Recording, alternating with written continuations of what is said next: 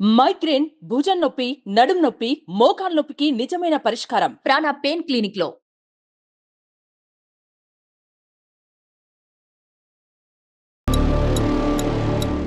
Sir నమస్తే sir. Sir అది మాది బొబ్బిలి దగ్గర ఒక చిన్న గ్రామం సార్. ఓకే. మా ఇంటి పక్కనే ఒక అమ్మాయి ఉండేది. ఇద్దరం ఒకటే క్లాస్ లో చదివేటోళ్ళం. కలిసి కలిసి స్కూల్ కు వెళ్ళేటోళ్ళం, కలిసి స్కూల్ నుంచి వచ్చేటోళ్ళం, రోజంతా కలిసి ఉండేటోళ్ళం సార్. మేము మొత్తం ఊర్లో తిరగని ప్లేస్ అంటూ లేదు, వెళ్ళని అంటే చెయ్యని అల్లరంటూ లేదు. మీ ఇద్దరు ఎంత తిరిగినా ఊర్లో ఎవరు చూసినా వీళ్ళు చాలా బెస్ట్ ఫ్రెండ్స్ రా, చాలా మంచి వాళ్ళు, చాలా మంచి ఫ్రెండ్స్. ఫ్రెండ్స్ అంటే ఇలా ఉండాలి అని చాలా మంది అనుకునేటోళ్ళు సార్. సో ఒకనొక టైంలో మాది 10th అయిపోయి ఇట్లా ఇంటర్కి వచ్చాం.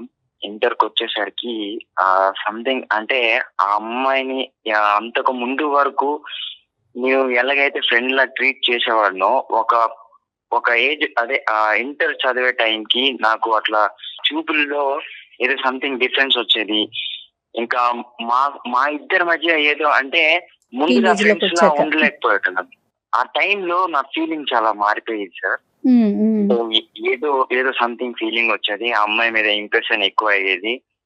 అట్లా అనుకోకుండా నాకే తెలియకుండా నేను ఆ అమ్మాయిని లవ్ చేయడం స్టార్ట్ చేశాను. ఇంటర్ సెకండ్ ఇయర్ లో ఒక రోజు ఆ అమ్మాయికి నేను ప్రపోజ్ చేశాను సార్. ఇప్పుడు మనం చదువుకుంటున్నాం కదా, ఇప్పుడు మనకి ఇంకా ఏజ్ కూడా అవ్వలేదు అంత బాగా. బట్ మనం ఇప్పుడు లవ్ ఇది అది అని అంటే అది కరెక్ట్ కాదు. మనం చాలా బాగా చదువుకొని పెద్ద అయినాక ఇట్లా చూద్దాం, ఏదో అలా చేద్దాం అన్నట్లు అమ్మాయి నాకు చిన్న అంటే అలాంటి వద్దు అవును కాదు అన్నట్టు ఒక సమ్ డిఫరెంట్ రిప్లై ఇచ్చింది సార్. క్లారిటీ ఇవ్వలేదు నీకు? నాకు అసలు క్లారిటీ అనేది నాకు అసలు కాదు. నువ్వేమనుకున్నావు? నువ్వు ఇలా ప్రపోజ్ చేయగానే అమ్మాయి పచ్చ జెండా ఊపేస్తుంది అనుకున్నావా? ఆ అమ్మాయికి కూడా నేనంటే ఎక్కడో ఇష్టం ఉందేమో అని నాకైతే బాగా బలంగా నమ్మకం ఉండేది సార్. అలా కాదు నాన్న, ఇవన్నీ ఒక ఎత్తు. అమ్మాయికి అనిపిస్తుంది ఏమో, అప్పుడు అవన్నీ ఇప్పుడు చూసే చూపు కానీ లేదంటే మాట్లాడే విధానం కానీ ఇవన్నిటిని కూడా అమ్మాయి ఫ్రెండ్షిప్ అని డిఫైన్ చేసుకుంటుందేమో. నువ్వు ఒక మెట్టు ముందుకెళ్ళేమో, ఒక అడుగు. సార్ నన్ను అమ్మాయి ప్రేమించింది సార్. నాకు తెలుసు సార్, అమ్మాయి నన్ను ప్రేమించింది. అంటే నన్ను ప్రేమిస్తున్నానని చెప్పింది సార్. మేము ఇద్దరం కలిసి ఒక 6 నెలలు మేము తిరిగాం సార్. కానీ సడన్ గా వాళ్ళ ఇంట్లో వాళ్ళు ఇట్లా ఆ అమ్మాయిని హాస్టల్ పంపించేసి ఇక్కడ చదవద్దు అని పంపించేశారు. సో అమ్మాయి దూరం అయిపోయింది. అంటే ఆ వయసులో చెప్పే ప్రామిసులు, ఆ వయసులో చెప్పేటటువంటి వాగ్దానాలు అవన్నీ అంత నమ్మేటటువంటివి కాదు. ఎందుకంటే తెలిసి తెలియనటువంటి వయసు. నీలో ఇంకొద్దిగా ప్రేమ అనే వ్యవహారం గురించి ఎక్కువ మెచ్యూరిటీ ఉండొచ్చు, ఒక ఆడపిల్లలో తక్కువ మెచ్యూరిటీ ఉండొచ్చు, ఒక ఆడపిల్లలో ఆబ్వియస్గా ఏంటంటే తల్లిదండ్రులు భయం భక్తులు ఉండొచ్చు. సో ఇలాంటి రకరకాల ఫ్యాక్టర్స్ అక్కడ వస్తాయి. కాబట్టి ఖచ్చితంగా ఇక్కడ అమ్మాయి కూడా నిన్ను ప్రేమిస్తుందా లేదా, ప్రేమించానని చెప్పిందా లేదా అనేది మాకు ఇంకా క్లారిటీ రావట్లే సార్. ఆ అమ్మాయి నన్ను ప్రేమించింది సార్. నాకు ఆ అమ్మాయి చెప్పింది కూడా ప్రేమించాను అని. సరే చెప్పింది. ఇంటర్ అయిపోయిన తర్వాత వాళ్ళ ఇంట్లో వాళ్ళు ఇక్కడ వద్దు, ఇక్కడ చదవద్దు అని హైదరాబాద్ కి పంపించేశారు. మేము అక్కడ హాస్టల్లో ఉండేది. నేను కూడా వాళ్ళ అమ్మ నాన్నకి తెలియకుండా వాళ్ళని ఫాలో చేస్తే నేను అక్కడ వరకు వెళ్ళాను, చూశాను. కానీ నేను మాట్లాడలేకపోయాను సార్. అమ్మాయిని నేను చాలా మిస్ అవుతున్నాను సార్. ఈ అమ్మాయి ఊరు మారి వెళ్ళటానికి కేవలం హయ్యర్ స్టడీస్ గురించి బయటకు వెళ్ళటమా, లేదంటే తల్లిదండ్రులు మీరిద్దరు గాడి తప్పుతున్నారు కాబట్టి ఆ అమ్మాయి భవిష్యత్తు కాపాడే ప్రయత్నంలో తప్పించారా? సార్ అలా అని కాదు సార్, హయ్యర్ స్టడీస్ కోసం బయటికి వెళ్ళింది. కానీ తర్వాత మాత్రం నేను కూడా చాలా ప్రయత్నించాను ఆ అమ్మాయికి కాల్ చేయడానికి, మాట్లాడడానికి. మేము చాలా బాగా మాట్లాడుకునేటోళ్ళం సార్. అర్థమైంది. కానీ అమ్మాయి దూరం అయిన తర్వాత ఏమైంది సార్? ఆ అమ్మాయి దూరం అయిన తర్వాత నేను కొద్ది రోజులు అంటే మేము చాలా రోజులు మాట్లాడుకున్నాం సార్ ఫోన్ లో. 3 నెలల నుంచి నేను చాలా ప్రయత్నం చేస్తున్నాను సార్ ఆ అమ్మాయికి ఫోన్ చేద్దామని. అంటే ఫోన్ ఎన్నిసార్లు ఫోన్ చేసినా అమ్మాయి రిప్లై ఇవ్వట్లేదు సార్, ఒక్కసారి కూడా మాట్లాడట్లేదు. అంతకు ముందు వరకు బాగానే ఉండేది. మెసేజ్ ఏమన్నా చేశారా? వాట్సాప్ లో కూడా మెసేజ్ చేశాను మ్యామ్, అన్ని విధాలుగా నేను ట్రై చేశాను. ఫేస్బుక్ ఐడికి కూడా మెసేజ్ చేశాను, ఏ దాంట్లో రిప్లై ఇవ్వట్లేదు మ్యామ్. నేను చాలా ప్రయత్నించాను. అసలు ఏం జరిగిందో తెలుసుకుందామని వాళ్ళ ఇంటికి వెళ్తే వాళ్ళ ఇంట్లో వాళ్ళు అంటే మా అమ్మాయికి దూరంగా ఉండు, మా అమ్మాయి ఇప్పుడు బయటికి పంపించాం కదా, ఇక్కడ ఊర్లాగా అనుకుంటున్నావా, అంటే ఇంకా చెట్టపట్టలు వేసుకొని తిరుగుతారా, ఆమె బయట ఉంటుంది, ఆమెకు ఒక లైఫ్ ఉంది, నువ్వు వదిలే ఆమెకి, మరి నువ్వు ఆమెతో ఇంకా పెట్టుకోకు, ఇంకా తిరగొద్దు, ఒక కాలం వరకే మీరు ఫ్రెండ్స్, ఇప్పుడు ఆమె బయటకు వెళ్తుంది, బయట ఉంటుంది అన్నట్లు వాళ్ళు. అంటే నేను ఒక్కసారి ఫోన్ చేసి మాట్లాడమని చెప్పండి అంటే నేను చెప్పమయ్యా, ఆమె తను బిజీగా ఉన్నప్పుడు ఆమె పనిలో ఆమె ఉంది, ఆమె చదువుకుంటుంది, చదువుకొని నువ్వు వెలగో చదువు మానేసావు అంటే ఆ అమ్మాయి ఎలా అయితే వదిలేసి వెళ్ళిపోయిందో నాకు అసలు చదువు మీద ధ్యాస పోయింది సార్. నాకు అసలు చదవాలని మ్యామ్ రైస్ మిల్ లో గుమస్తాగా చేస్తున్నాను మ్యామ్. కానీ ఒకటి నాకు ఒక 2 పాయింట్స్ గోపాల్, జాగ్రత్తగా విను. ఈ అమ్మాయి వెళ్ళిపోయేటప్పుడు అయితే మాత్రం మన ఇద్దరం కాంటాక్ట్ లోనే ఉందాము, మనం ఇలా మాట్లాడుకుంటూ గుడ్ ఫ్రెండ్స్ కింద ఉందామని చెప్పి వెళ్ళింది కదా? అవును సార్, మాట్లాడేది కూడా నాతోనే, మాట్లాడేది కూడా చేశాను. ఇప్పుడు మమ్మల్ని ఏం చేయమంటారు? ఎందుకు మాకు ఈమెయిల్ పంపించారు? సార్ ఒక్కసారి నా కోసం సార్, ప్లీజ్ సార్, ఒక్కసారి మాట్లాడండి సార్ ఆ అమ్మాయితో. అసలు ఏమైందో కనుక్కోండి సార్. అసలు ఎందుకు అలా చేస్తుందో అర్థం కావట్లేదు సార్, నాకు పిచ్చెక్కిపోతుంది సార్, అమ్మాయితో మాట్లాడలేకుండా ఉండలేకపోతున్నాను సార్. ప్లీజ్ సార్ ఒక్కసారి.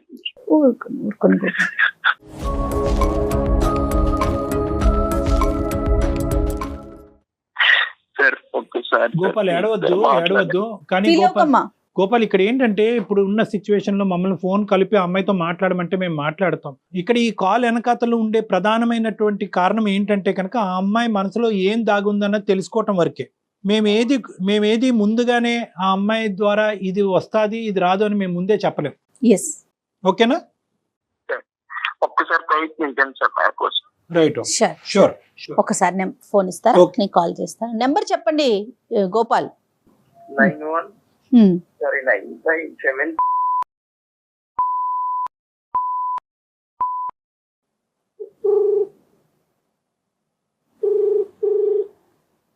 నమస్తే అండి, బిందు గారా మాట్లాడేది? అవునండి, మీరెవరు? నమస్తే అండి, నేను జయానండి, అందమైన జీవితం అనే ఒక ప్రోగ్రామ్ నుంచి కాల్ చేస్తున్నాను. నాతో పాటుగా మానసిక వైద్య నిపుణులు డాక్టర్ కళ్యాణ్ చక్రవర్తి గారు కూడా ఉన్నారు. ఓకే, మరి నాకెందుకండి కాల్ చేసినట్టు? ఒక చిన్న అంటే ఏం లేదండి, గోపాల్ మీ ఫ్రెండ్ ఎవరైతే చిన్ననాటి స్నేహితుడు ఉన్నాడో అతను ఒక సలహా కోసం మాకు మెయిల్ చేశాడు. అందులో భాగంగా మీతో మాట్లాడదామని, అంటే మీ పర్మిషన్ తీసుకోలేదు, సారీ అండి దానికి, కానీ తప్పనిసరి పరిస్థితుల్లో మీతో మాట్లాడదామని కాల్ కనెక్ట్ చేశానండి. ఎక్స్ట్రీమ్లీ ఎస్ గోపాల్ ఇచ్చాడండి, తను కూడా లైన్ లో ఉన్నాడు. మీరు ఓకే అంటే ఒక్కసారి తనని కాన్ఫరెన్స్ లోకి తీసుకుంటాను. ఓకే గోపాల్ గారు. ఎస్ గోపాల్ తను లైన్ లో ఉన్నారు. హలో గోపాల్. బిందు లైన్ లో ఉంది. హలో బిందు. గోపాల్, ఏంటి గోపాల్ కాల్ ఏంటి? అసలు ఏం జరుగుతుంది? 3 months నుంచి కాల్ చేస్తున్నా కదా, నీకు అసలు ఎందుకు రెస్పాన్స్ అవ్వట్లేదు? నా ఫోన్ రిసీవ్ చేయట్లేదు, అసలు మాట్లాడలేదు, మెసేజ్ కి రిప్లై ఇవ్వట్లేదు, ఏమైంది అసలు నీకు? అది సరే, అదంతా పక్కన పెట్టు, నువ్వు ఇలా కాల్ చేయడం ఏంటి గోపాల్? అసలు ఏంటి, ఏం జరుగుతుంది? నాకేం అర్థం కావట్లేదు, చెప్పు. నేను ఎంత ప్రయత్నం చేసినా నువ్వు కాల్ రిసీవ్ చేయట్లేదు, ఏం చేయాలో అర్థం కాక లాస్ట్ కి ఇలా చేయాల్సి వచ్చింది. అసలు ఎందుకు నా ఫోన్ ఎందుకు రిసీవ్ చేయట్లేదు? అది ముందు నాకు చెప్పు ప్లీజ్. అసలు ఏమైంది? నేనేమైనా అన్నానా? ఏమైనా తప్పు చేశానా? అసలు ఏమైంది? ఒక్కసారి చెప్పు గోపాల్. నేను నా చదువుకోవడానికి వచ్చాను కదా గోపాల్ ఇక్కడికి. నా క్లాసెస్ ఉంటూ ఉంటాయి, ల్యాబ్స్ ఉంటూ ఉంటాయి. ఎట్లా నీకంటూ అంత టైం ఎట్లా పెట్టగలను చెప్పు? చదువుకోలా వద్దా ఫస్ట్?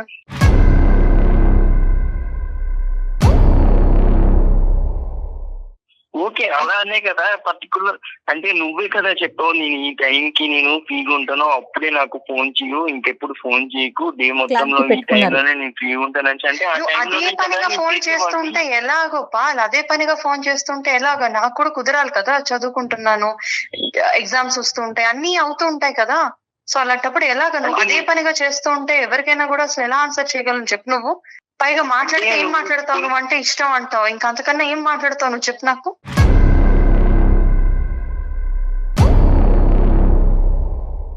బిందు గారు నమస్తే అండి, నేను డాక్టర్ కళ్యాణ్ చక్రవర్తి అండి. నమస్తే సార్. మీకు ఇలాగ ఒక బౌన్సర్ వేయటం అనేది మాకు కూడా ఇష్టం లేదు, కానీ ఆ అబ్బాయి పరిస్థితి అర్థం కాక మేము మీకు కాల్ చేయవలసినటువంటి అవసరం పడింది. బిందు, ఇక్కడ 2 things. ఒకటి ఏంటంటేనమ్మా, టైం ఉండటం, టైం లేకపోవటం, అతను ఫ్రీక్వెంట్గా కాల్ చేయటం అనేటటువంటిది, ఇవన్నీ ఫస్ట్ ఈ టైం బేసిస్, చదువుకోవాలి, ఎగ్జామ్స్ రాయాలి, ఇవన్నీ పక్కన పెట్టండి. ఎందుకంటే అతను చదువుకోవట్లేదు, అతను ఖాళీ సమయం ఎక్కువ ఉంది, మీరు చదువుకుంటున్నారు, ప్రాజెక్ట్స్ ఫినిష్ చేయాలి, రకరకాలు ఉంటాయి. కానీ ఇక్కడ ఇష్యూ ఏంటంటే కనుక ఇట్స్ నాట్ అబౌట్ టైం. అసలు మీ ఇద్దరు మనసులో ఉండేటటువంటి ఐడియాస్ ఏమా కాదా అనేది ఇక్కడ క్లారిటీ కావాలి. అతను ఏమంటున్నాడంటే మీ ఇద్దరు గాఢంగా ప్రేమించుకున్నాం, ఒకరంటే ఒకరు వదిలి ఉండేటటువంటి పరిస్థితే లేదు, అదే అభిప్రాయం తనకు కూడా ఉంది అని అంటుంది. ఫస్ట్ మనం ఏంటంటే ఇంకో మాటకి వెళ్లే ముందు అసలు మీరు గోపాల్ అనేటటువంటి అబ్బాయిని చిన్నప్పటి నుంచి ఎలా ట్రీట్ చేశారు? చిన్నప్పటి నుంచి ఫ్రెండ్షిప్పా, లవ్వా, లేదా లవ్ ఎప్పుడు క్రియేట్ అయ్యింది? మీరు అక్కడ ఆ ప్రాంతాన్ని వదిలేసి ఇక్కడికి వచ్చి చదువుకోవటం ప్రారంభించిన తర్వాత అది ఏమైంది? మీ పేరెంట్స్ యొక్క పాత్ర ఏంటి? ఇది చెప్పండి ఫస్ట్. ఇష్టపడ్డాం అంటే అదొక స్నేహితులుగా ఇష్టపడ్డాము, తెలియని వయసు అది. అదే పట్టుకొని ఇప్పటికీ గోపాల్ అంటే మా పేరెంట్స్ కాదు, అందరికీ తెలుసు మేము చిన్నతనంలో కలిసే ఉన్నాము, కలిసి ఆడుకునే వాళ్ళం అని. కానీ ఒక ఊహకొచ్చాక ఎవరి బాధ్యతలు వాళ్ళకి, ఎవరి గోల్స్ అనేవి కొన్ని ఉంటాయి కదండి. తను ఇప్పుడు ఇంటర్మీడియట్ వరకు ఆపేశాడు, చదువుకోలేదు. ఏంటంటే నాకు నువ్వంటే ఇష్టం, నీ ధ్యాసే నీ ఆలోచనే అంటూ. నేను చదువుకోవడం ఇష్టం అని తెలిసే నేను ఇక్కడ దాకా వెళ్తున్నానంటే తను నాకు సపోర్ట్ చేసిన వాడే. మరి చదువుకుంటున్నప్పుడు ఆ విషయంలో కూడా నాకు కోఆపరేట్ చేయాలి కదండి. ఇప్పుడు నేను చదువుకోవాలా వద్దా? ఇక్కడ కావాల్సినటువంటి క్లారిటీ ఏంటంటే కనుక ఆ అబ్బాయి చదువుకున్నాడా లేదా చదువు దారదత్తం చేశాడా, నువ్వు చదువుకుంటున్నావు అనేటటువంటి సబ్జెక్ట్ కాదు. మీ ఆలోచనలో తెలిసి తెలియనటువంటి వయసులో ప్రేమ అనేటటువంటి సబ్జెక్ట్ ఉండేదా? తర్వాత అది అలాగా కనుమెరుగైపోయిందా? ఇప్పుడు ఆ అభిప్రాయం మీకు లేదా? అట్లీస్ట్ ఇప్పటికైనా కూడా ఒక క్లారిటీ ఇవ్వండి అబ్బాయికి. సార్, సరే గోపాల్, ఇప్పుడు నువ్వు అడుగుతున్న దానికి నేను ఇప్పుడే చెప్తున్నాను గోపాల్. నాకు ఎలా ఉండాలంటే నా చదువుని, నా అభివృద్ధిని ఇంకా పెంచేవాడు అయి ఉండాలి అవతల మనిషి. అర్థమైందా? నేను ఇంకా రేపొద్దున చదవాలి అనగానే ఏది చదువుతావు, ఎలా చదువుతావు, నీకు ఇది చేస్తే మంచిది, అది చేస్తే మంచిది అని చెప్పగలిగేవాడు అయి ఉండాలి. అలా నువ్వు ఆ పరిస్థితిలో లేవు గోపాల్.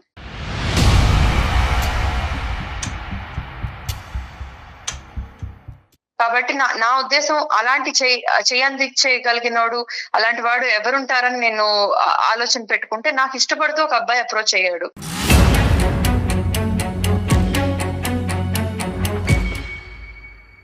ఆ అబ్బాయి చదువుకుంటున్నాడు, వెల్ సెటిల్డ్. ఎన్ని కోణాల్లో చూసుకున్నా కూడా వాళ్ళ అప్బ్రింగింగే చాలా డిఫరెంట్ గా ఉంది. మన పల్లెటూరులో ఉన్నట్లాగా కాదు.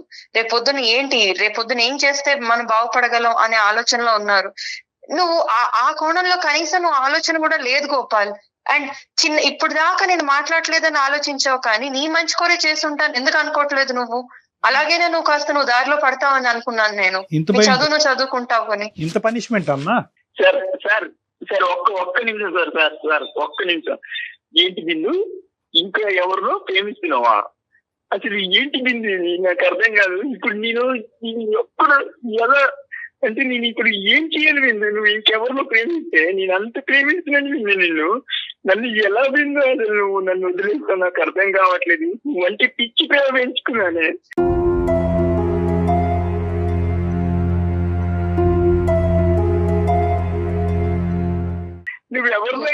అలా ఏడవకు గోపాల్, ప్లీజ్ గోపాల్, కాస్త ఆగు, ఆలోచించు గోపాల్, ఏడవకు ప్లీజ్. కాదు విందు, నువ్వేనా లైఫ్ అన్ని ఫిక్స్ అయిన తర్వాత ఇంకా ఏం ఆలోచించాలి విందు? నీకోసం నేను ఏదైనా చేస్తానని చెప్పాను కదా విందు. నువ్వు ఇంకొకరితో ఎలా విందు? అది అసలు నమ్మసత్యంగా లేదు విందు. అసలు ఏడుపేంటి గోపాల్? అసలు ఏంటది? అసలు ఆ ఏడవడాలేంటి? ఇలాగా ఉండాల్సింది అసలు మగాళ్ళంటే. నాకు ఇది నచ్చకే నేను అసలు మాట్లాడడం మానేశాను నీతోటి.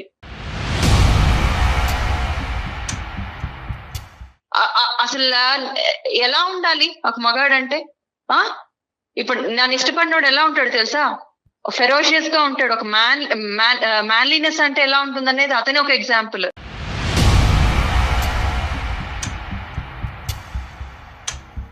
ఒక డెసిషన్ తీసుకున్నాడంటే ఆ డెసిషన్ స్టిక్ అయి ఉంటాడు. అంతేకాని ఒక గోల్ ఉంటది, గోల్ ఓరియంటెడ్ ఉంటాడు. నేను కూడా ఒక డెసిషన్ తీసుకున్నాను బిందు, నువ్వే నా లైఫ్ అని. ఇప్పటికీ నేను నిన్నే కోరుకుంటున్నాను. నువ్వు లైఫ్ వేరు, అన్ని వేరు గోపాల్. నువ్వు అర్థం చేసుకోవట్లే, నీకు ఇంకా మెచ్యూరిటీ రాలేదు. ఏంటమ్మా బిందు మెచ్యూరిటీ? మాకు తెలియని మెచ్యూరిటీ నీకేముందమ్మా? ఇప్పుడు ఓకే, గోపాల్ సైడ్ చదువు ఆపేశాడు, నిన్నే ప్రేమించుకుంటూ అదే ఎజెండా అనుకుని తిరిగాడు, నువ్వేమొచ్చి ప్రేమ ఒకటే జీవితం కాదు చదువు కూడా జీవితం అని చెప్పి నువ్వు ముందుకెళ్ళావు, అక్కడి వరకు అర్థమైంది. కానీ ఈ రోజు గోపాల్ని మార్చడానికి ఇంకో క్యారెక్టర్ నీ జీవితంలో తీసుకురావటం అనేది కరెక్టా అమ్మా? నిజంగా ఎప్పుడైనా కూడా ఒరే గోపాల్ నువ్వు ఇలా గాలి తిరిగి చదువు మానేసి కూర్చుంటే కనుక నేను వేరే వాడిని తీసుకొచ్చి పక్కన కూర్చోబెట్టుకుంటానంటే గోపాల్ ఈ పాటికి ఐఏఎస్ ఆఫీసర్ అయిపోయి ఉండేవాడు.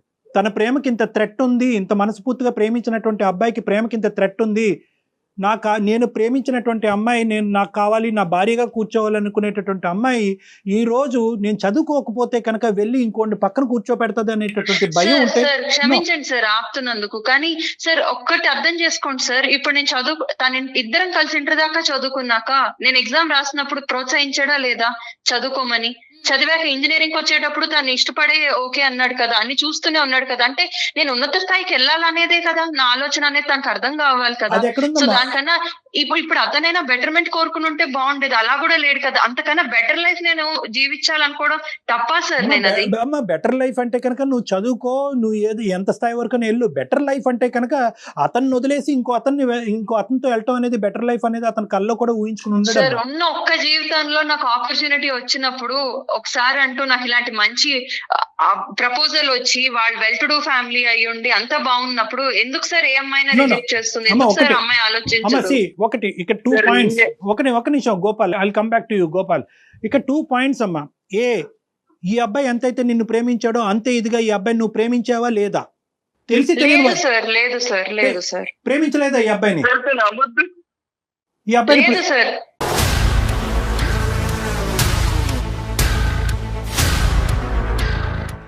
అది చిన్నతనంలో ఇష్టపడడం వేరనే విషయం కూడా నేను చాలా చెప్పాను సార్. తనకైతే అర్థం చేసుకోవడం లేదు. మరి 8 years అప్పుడో 12 years అప్పుడో కాదు, 15 to 18 or 20 years వరకు మీ ప్రేమాయణం అనేటటువంటిది కొనసాగింది.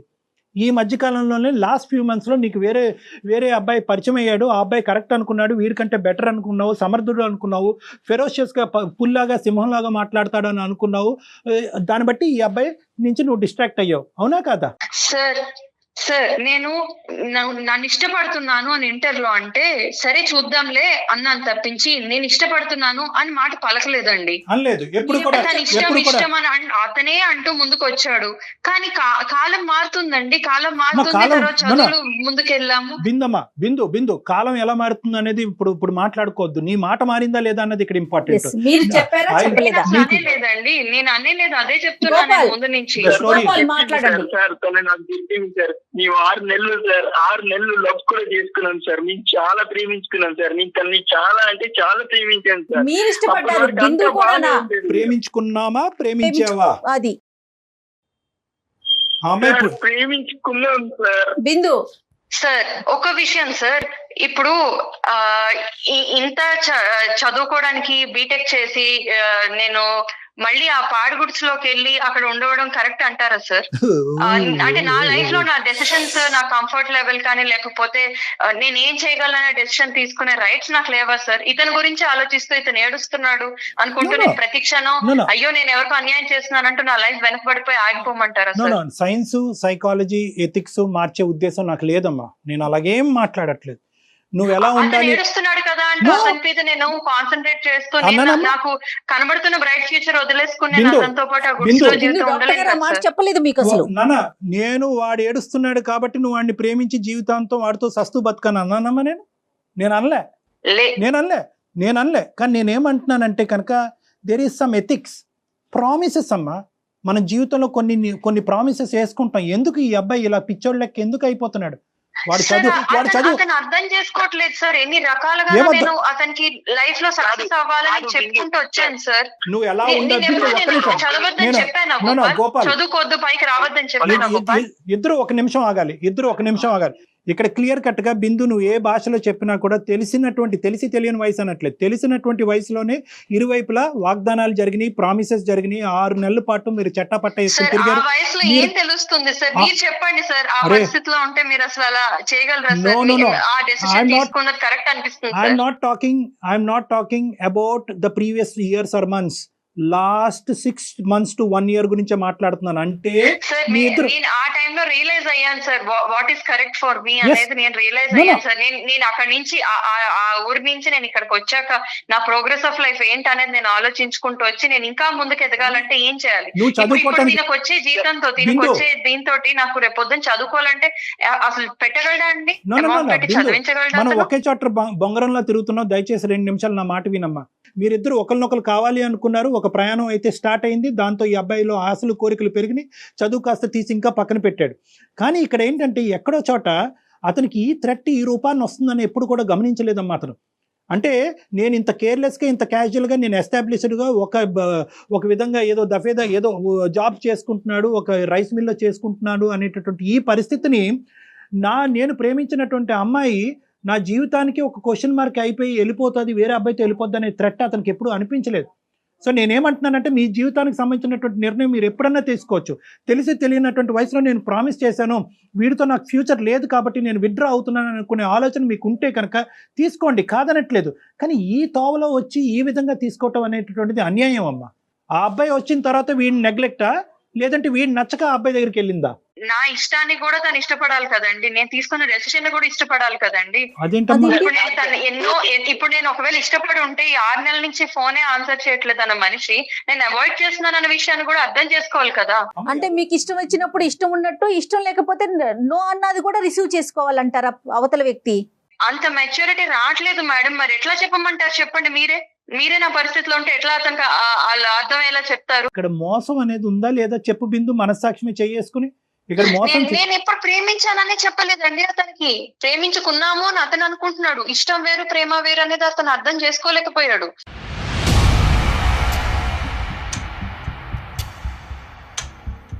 ఆ వయసు మీరు అంటున్నారండి తెలిసి తెలియని వయసు, అప్పటికి ఆ వయసు అర్థమయ్యే వయసు అని. కాదండి, ఇంకా ఆ వయసు అర్థమయ్యేది కాదు.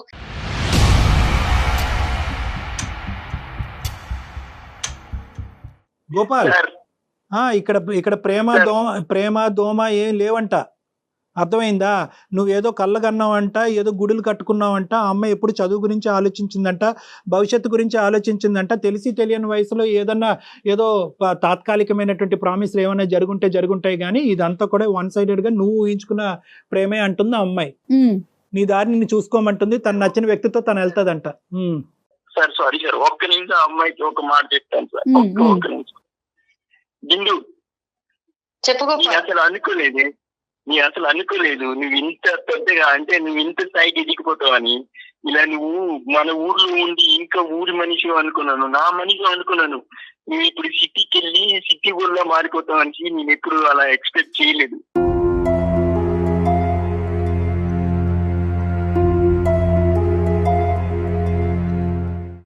సరేలే, ఓకే, నీ లైఫ్ నీ ఇష్టం, నేను ఎలా పోతే నీకేంటి?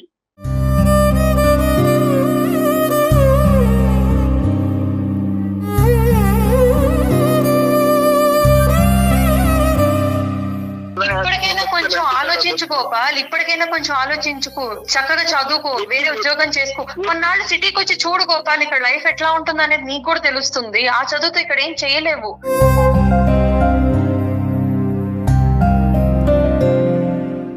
నీకు తగ్గ మంచి అమ్మాయి దొరుకుతుంది, చక్కగా పెళ్లి చేసుకో, నన్ను పిలు, నేను వస్తాను. అంతేకాని ఇలాంటి ఆలోచనలు పెట్టుకోకు. వద్దు బిందు, వద్దు. నాకు తెలుసు బిందు, నువ్వు మారిపోయావు నాకు తెలుసు, మరి వద్దు. ఓకే, నీ లైఫ్ నీ ఇష్టం వచ్చినట్టు బతుకు, నువ్వు ఇష్టం వచ్చినట్లు ఎంజాయ్ చేయి, నీ లైఫ్ నీ ఇష్టం.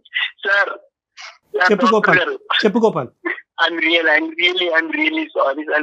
మీ టైం వేస్ట్ గోపాల్, ఈ టైం వేస్ట్ కాదు. అట్లీస్ట్ ఇప్పటికైనా నీకు ఒక క్లారిటీ వచ్చింది. ఏదైతే 3 months లో ఒక సందిగ్ధ పరిస్థితిలో ఉండి ఈ అమ్మాయి అసలు ఎందుకు నన్ను అవాయిడ్ చేస్తుంది, ఎందుకు ఇంత భయంకరంగా ప్రవర్తిస్తుంది అనేటటువంటి దానికి నీకు అయితే కనుక ఇప్పుడు ఒక సమాధానం దొరికింది కదా బిందు. అమ్మ, నువ్వు అంటే నిర్ణయాధికారాలు, హక్కులు, రైట్స్ ఇవన్నీ అందరికీ ఉంటాయమ్మా. నీ జీవితం గురించి, నీ జీవిత భాగస్వామ్యం గురించి నువ్వు ఎంచుకోవటంలో తప్పులేదు, కాదనట్లేదు.